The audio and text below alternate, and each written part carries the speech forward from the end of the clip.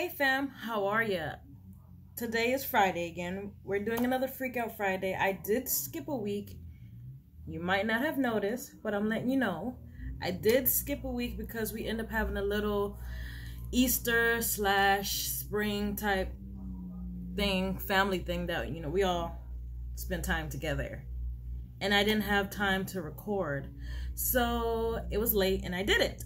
Now I'm back. We're gonna do another Freak Out Friday, and I decided that maybe we should do something just a slight bit different. We're gonna watch some true animated stories. It's 3 of them combined together, so that is going to be the first 3 in one clip that we're gonna do first before we go into the other 2 videos that I've picked for today. So that's what we're gonna do, and the 3 short animated things are from Broccoli Animation. Like I said, I do link everything down below so that if you want to go check out those creators, you could do that yourself. But we're gonna get straight into it. So like I said, we are starting with a True Animation by Broccoli Animations, and we're doing story 1, 2, and 3. When I pulled up to my mother's home, everything looked exactly the same. I hadn't been here in years, but the rose bushes and blue-painted walls instantly brought me back to my childhood. This was a quaint 2-story home in rural Ohio. There was absolutely nothing exceptional about it, nothing except the fond memories and the spark of nostalgia that lit inside me. I parked my car and walked up to the porch.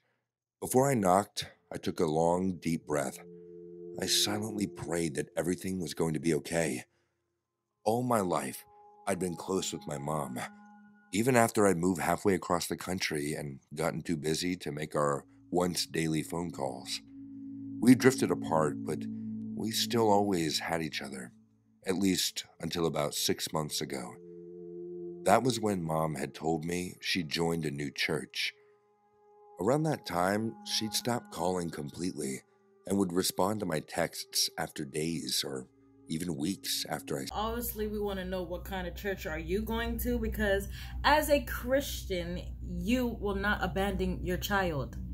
You will answer his text message and you will make sure that you are doing what you need to do to make sure you're in your child's life. Not leaving him hanging when he needs you the most.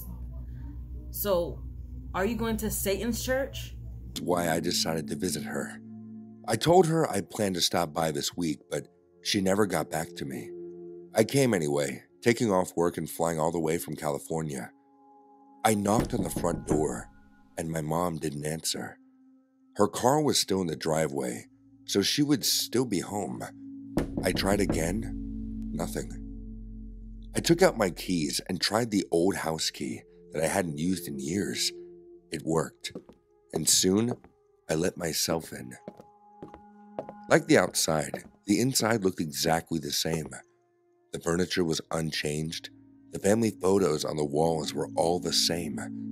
The only different thing were a couple of new paintings, one on each wall. There was some sort of abstract art with red, scratchy lines that formed some sort of symbols. I didn't like those at all. I'd come all this way, and I couldn't leave now. Even if Mom wasn't home, I figured I could wait for her to come back. After all, she knew I was coming. I got a strange feeling that something was off. Yes, something is off. Your mom, she's in a cult now. You see one of those pictures, if you look closely, it has that eye, that Illuminati eye. And the other one looked like it was a Ouija triangle thing that they use for bad spirits. Really scared though. All the house lights were on and nothing seemed disturbed. I called for my mom again, my voice echoing against the empty walls. No answer. But I thought I heard a rustling upstairs. I slowly walked up the steps, the wood creaking under my feet. This was my childhood home, the place where I'd felt nothing but comfort and warmth as a child. Now it felt cold. As I checked each room, I saw that the bathroom was empty, and the closets, and the bedroom, though the bed was still unmade, and a half unfinished glass of water sat on the end table. After careful inspection, I realized that yes, I was alone. Instantly, my fear ebbed. Everything was fine. Mom wasn't here right now, but it didn't seem like she was in any danger. There weren't any signs of a struggle. The house was the same as always, except for the new weird symbols on the walls.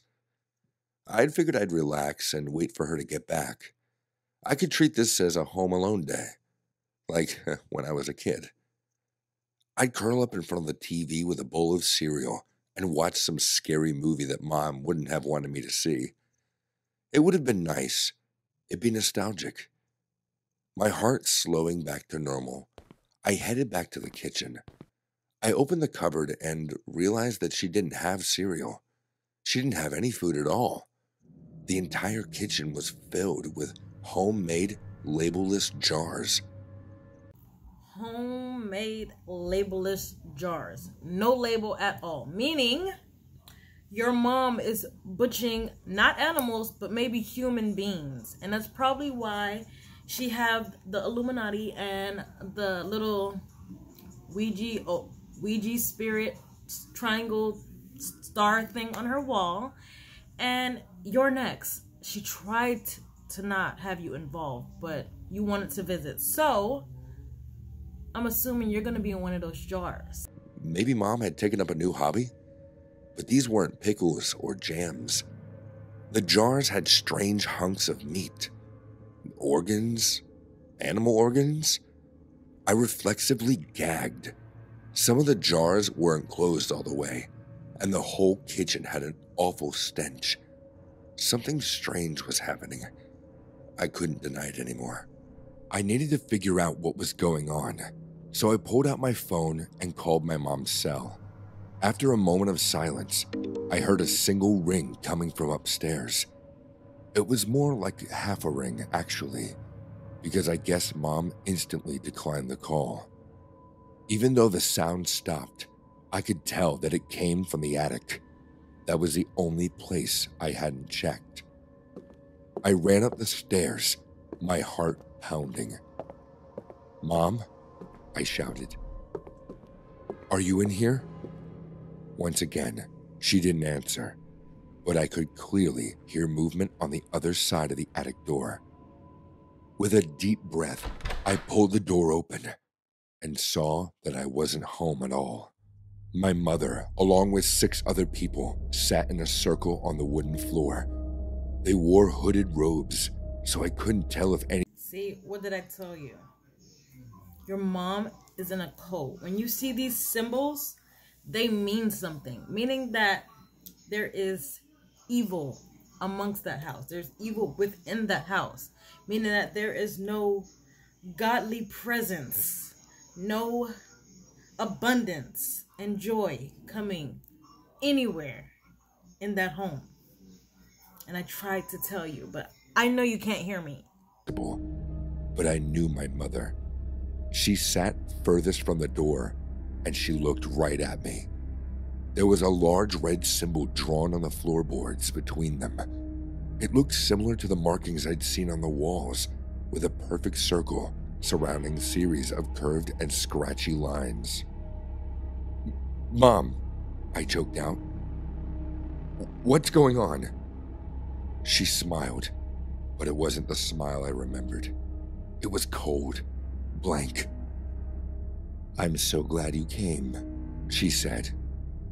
"These are my new brothers and sisters. Have you come to join us?" This woman was no longer the mother I had known and loved. She was something else, brainwashed by her new cult into something unrecognizable. Her hood hung low on her forehead, casting her face in a dark shadow. Behind her, I saw more of those strange jars that she kept in the kitchen. They each had the same chunks of meat, and I realized I had been wrong about them. They didn't hold animal organs. These were pieces of humans, of sacrifices. I screamed at my mom, telling her to please, this wasn't right. The strangers began to whisper to each other, but my mother silenced them all with a look. She then turned towards me. "So why don't you want to join us?" she asked, her voice blank. She didn't sound disappointed or surprised or anything at all. She snapped her fingers, and the other figures stood in unison. They walked towards me, their dark robes rustling around as they moved stiffly. And before I could fight them off, they grabbed my arms and pulled me to the center of the room. They shoved me hard onto the floor, right on top of the dark red circle. Several candles shined along the corners of the attic, casting long shadows across everything. My mother laughed darkly, while the others stood along the outer ring of the symbol on the floor. My mother stepped inside the circle. She stood in front of me, both hands hidden behind her back. "Suit yourself," she said. "If you're not with us, then you can be an offering."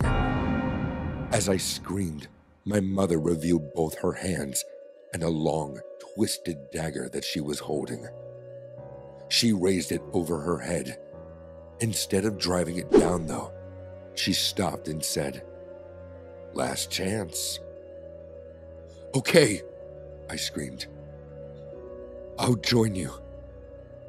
"Good," she answered, as if she expected me to say that all along.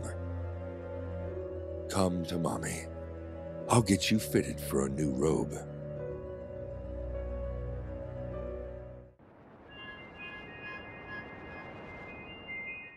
My name is Billy, and I am 18 years old. I just finished high school. Hopefully, I will get into the university.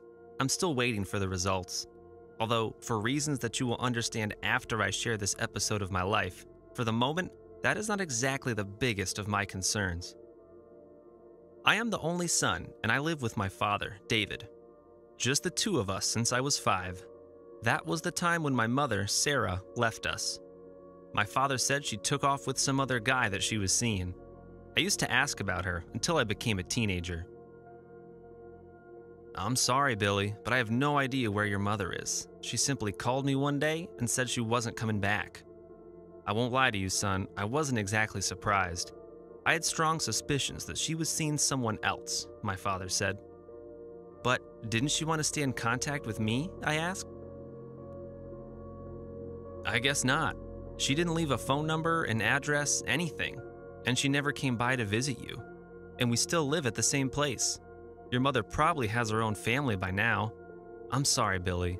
I know it's tough and hard to be rejected like that, but sometimes that's how life works. Most people in this world are selfish. I guess it's only natural that some of them end up being our closest relatives and friends. But I am always there for you and would never let you down. I would never impose a stepmother on you. That can be tricky and might not end up well for you," my father replied. "I know, Dad, and I'm grateful. I love you." "I love you too, son." And this was probably the last He was raised right. He's grateful for what he have, whether his mom wants to be in his life or not. He's grateful. There's a reason why she's not in your life. Just take it as something good. My father was the best. Not only a provider, but also a good friend. We always did tons of things together, like playing baseball, going to the movies, playing video games. In all honesty, I couldn't complain. But I guess it's a natural thing, a biological imperative, to want to stay in touch with your mother, knowing that she is alive out there. But some things aren't meant to be. As I grew older, my dad started to date more often. I guess he was already thinking ahead. Sooner or later, you're going to leave the house, Billy. Whether I like it or not, that's the natural course of things. And it's fine and healthy. You should be happy on your own, building your own life as an adult, and we will always be close, son, my father said. And of course, he was right. Some months ago, during summer, I was home alone for about 2 weeks. I had never had that much time by myself. but my father was on vacation and he was going to Europe with his girlfriend. She was a nice woman, Samantha. Okay, Dad, I hope you know this Samantha girl as well as you think you may know her, because you're leaving your son home alone and you're going out with a girl that you've met on a dating app.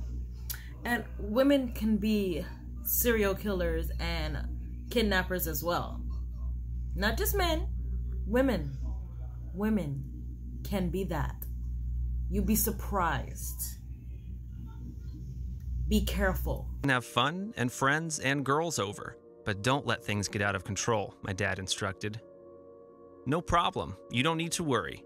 Have a good time yourself, Dad. Tell Samantha I said hi. Will do.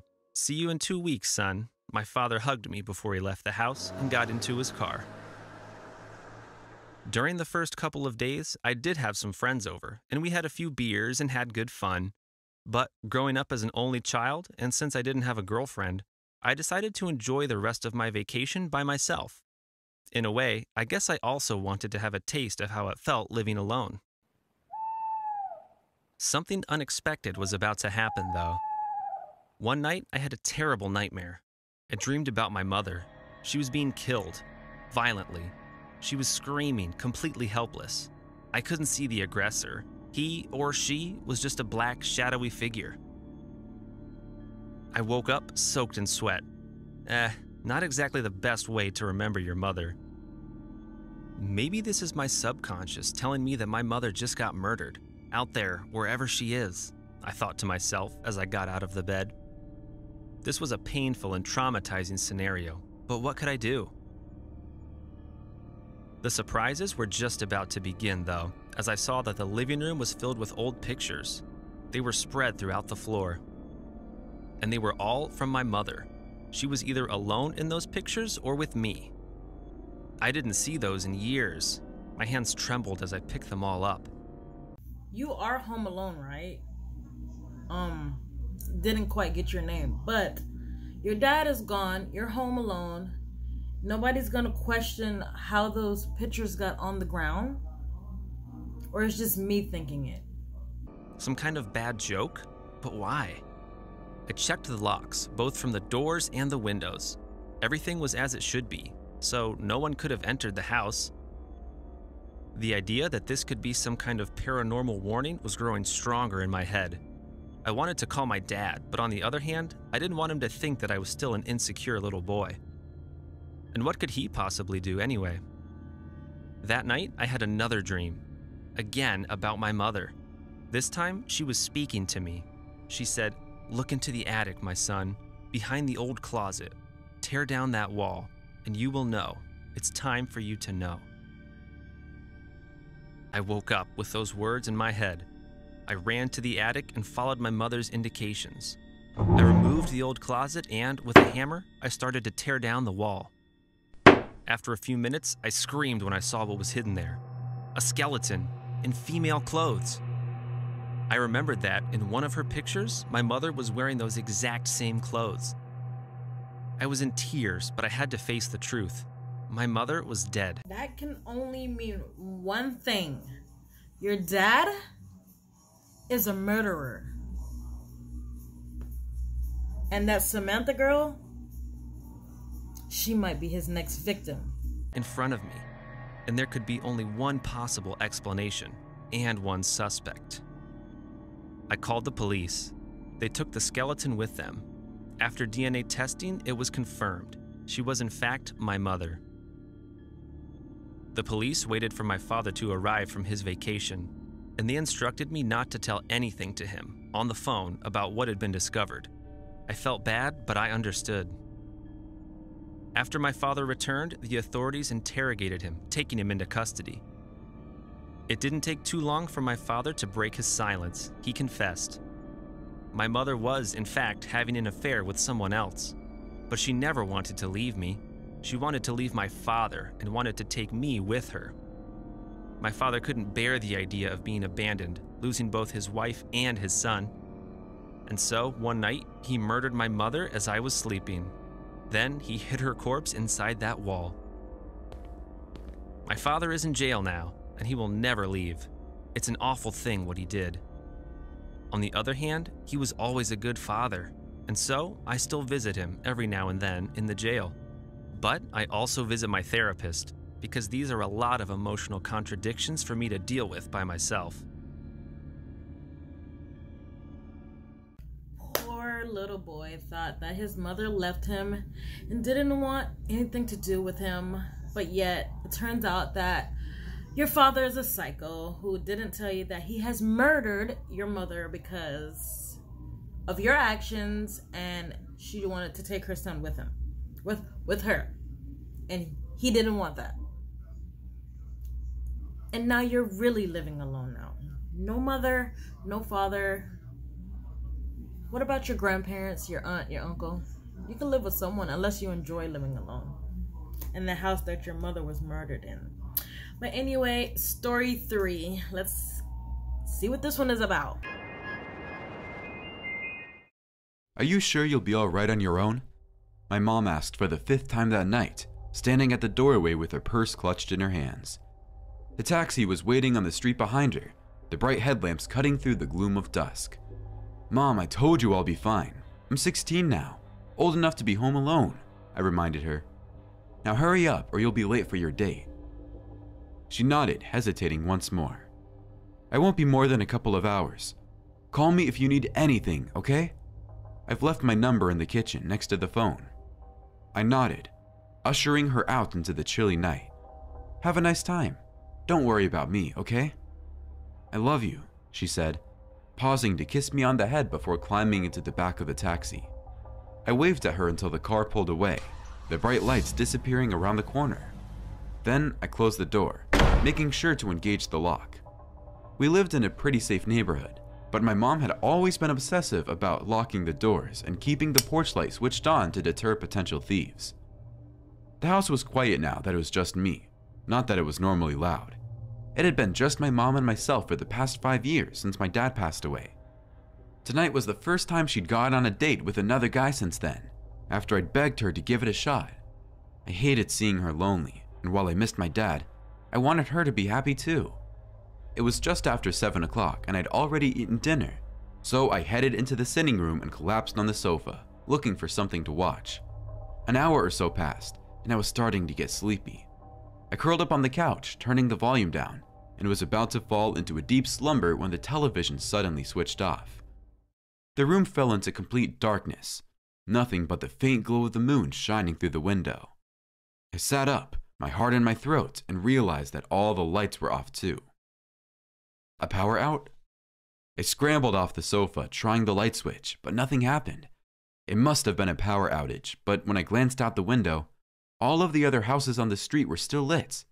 Was it just our house? That was weird. Waiting for my eyes to adjust to the sudden gloom, I stumbled blindly into the kitchen and began rummaging through the drawers for a torch. I'd grown out of my fear of the dark a long time ago, but there was still something unsettling about it, and I'd rather have at least something to see by. I found the flashlight and switched it on, shining it around me. The house was disconcerting in the dark. It didn't feel right somehow. Power outs normally didn't last too long, so I figured I'd be okay if I just waited it out. I went back to the living room and sat down, keeping the flashlight on at my feet. Someone knocked on the door then, sending my heart into a frenzy. It was a heavy Stuff like this makes you afraid to stay home by yourself, because when you're alone, it just seems to be like everything just starts to become more creepier than it usually would if you were home with a full house. I don't know why. It just seems that way all the time. old door frame. My first thought was that maybe it was one of the neighbors coming to check if I was okay after seeing the lights go out. They were all pretty friendly on my street, so it was plausible. I knew my mom wouldn't be happy about me answering the door while I was home alone, but I went to answer it anyway. I left the chain latched as I opened the door and peered out into the street. There was nobody there. Had I taken too long? Maybe it wasn't a neighbor after all. I quickly closed the door again and locked it, wishing that the lights would hurry up and come back on. Swallowing back the lump in my throat, I turned and headed back towards the living room. I took no more than 3 steps before I froze, the breath escaping from my lungs. Someone was standing outside the living room, peering in through the glass. I staggered back, switching off the torch so that they wouldn't see the lights. Who was that? What were they doing? Was that who had knocked on the door? It was hard to see in the dark, but it didn't look like any of my neighbors. It was a man, older than my mom, wearing a dark coat, but that's all I could make out. I stood half hidden in the dark, hardly daring to breathe, until the man stepped back from the window and went back around the house. He was heading towards the back door. Was he going to break in? Panic flared in my chest, and I ran back into the kitchen, reaching for the phone. The moment I put it to my ear and heard silence, I knew it was futile. But surely the power wouldn't affect the phone lines as well. I tried dialing my mom's number anyway, but there was nothing on the other end. I wished more than anything that I had a cell phone then. All of my friends had one at school, but my mom had insisted on waiting until I was at least 18 before I had one as well. What was I supposed to do? The power was out, the phone wasn't working, and now there was a strange man hanging around outside the house. I can make a dash for one of my neighbor's houses, but that would leave the house completely unguarded. He might break in and steal something. Or worse, what if he caught me before I can make it to the neighbor's door? Would he hurt me? My thoughts were interrupted as bright yellow lights flooded the front of the house, and I ran towards the window. Those looked like car lights. A taxi had just pulled up on the street outside, and my mom was climbing out the back seat. I threw open the front door and ran to her before she'd barely made it a few steps up the drive. "Mom, oh, I'm so glad you came back," I blurted, the words falling out of me in a rush. "The power went out and there's this strange man outside and the phone wouldn't work and I didn't know what to do and—" "Don't worry, sweetie," she soothed, rubbing my hair. "You're all right now. I'm home." After I'd explained what had happened, we ended up staying at a neighbor's house while the police searched for the stranger. But they were unable to find any trace of him except for a few trampled flowers and muddy footprints. They did, however, find that the power lines to our house had been cut by force, which would explain why it was only our house that had no power or phone line. It was clear our house had been targeted for some reason. I'm just glad my mom came home when she did. For one, I am pretty sure that her daughter was 17.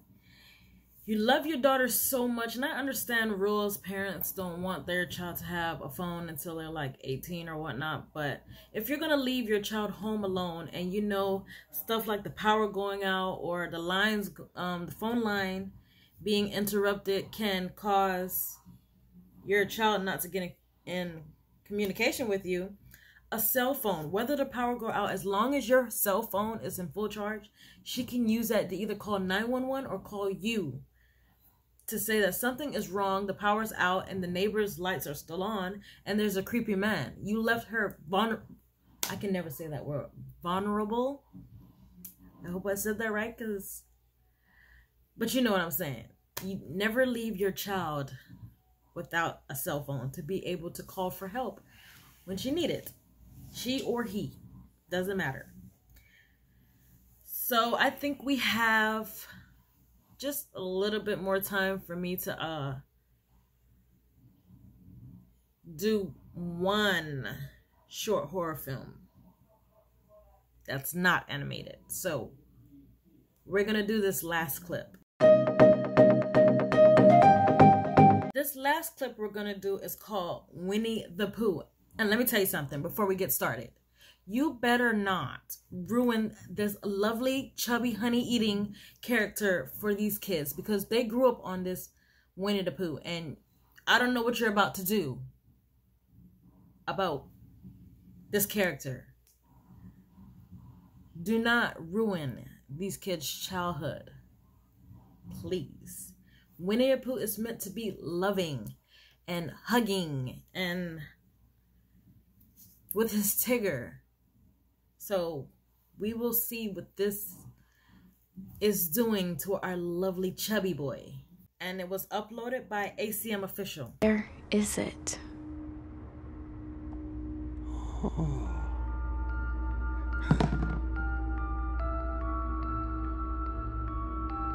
There you are.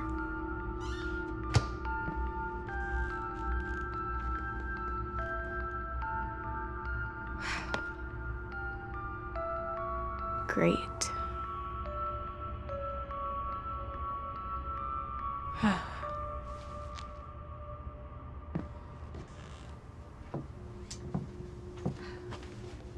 Christopher, did you get into the honey again? No. Christopher Robin, don't you... Your son name is Christopher Robin? Like the same Christopher Robin in the cartoon of Winnie the Pooh? Yeah. Please don't ruin this. Please. It's the second jar of honey I've gone through in the past 2 days. And what did I say about leaving your toys around the house? It wasn't me. Christopher, it's just you and me here. I know I didn't open it, so that leaves you. Now fess up, or I'll have to ground you. We're not the only ones here. What do you mean, Christopher?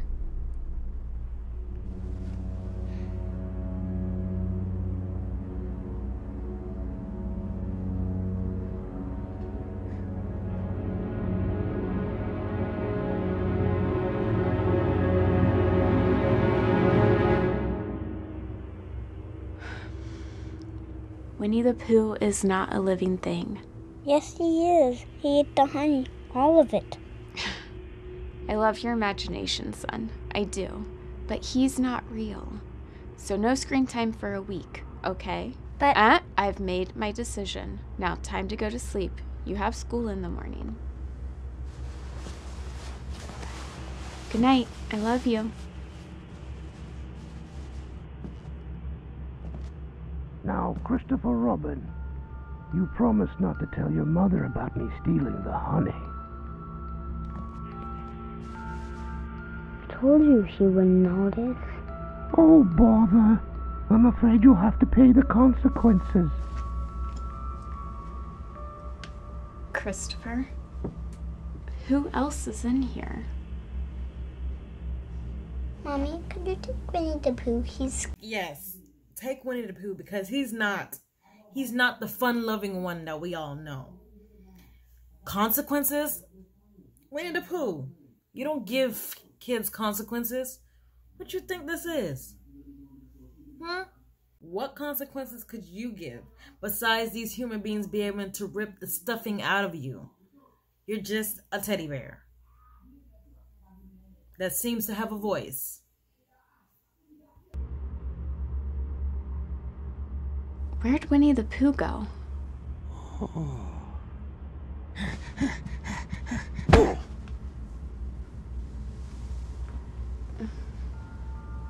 Mommy, put him down. Oh, bother. Now you'll both have to pay. I've got a rumbly in my tumbly, Miss Robin. Well then, it's kind of ridiculous what you could be scared of because Mr. Pooh, you don't even look scary. You need to make yourself look a little bit more intimidating because you did not scare me at all. And you probably didn't scare her. You have no teeth either, so I don't know who you're gonna nibble on. Anyways, that did not ruin our childhood of Winnie the Pooh. He is still loving because I don't know what that was. That Winnie the Pooh, he was not scary at all. If he was in my house, I'll show him who's boss. Please. Anyway, we're going to end this video here because it's probably longer than I usually record because of the 3 animated stories that we watched together. And if you did enjoy this video, give this video a like. It would help my channel out so much. If you did not subscribe to the Rare Breed fam, what are you waiting for? I would like you to join the family. You're not joining yet. I'll give you just 5 seconds to join the Rare Breed fam, okay?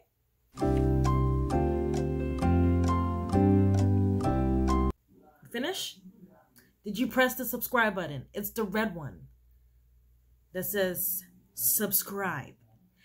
And right next to that button, there's a bell button. Don't forget to hit that so you won't miss another video. Wow.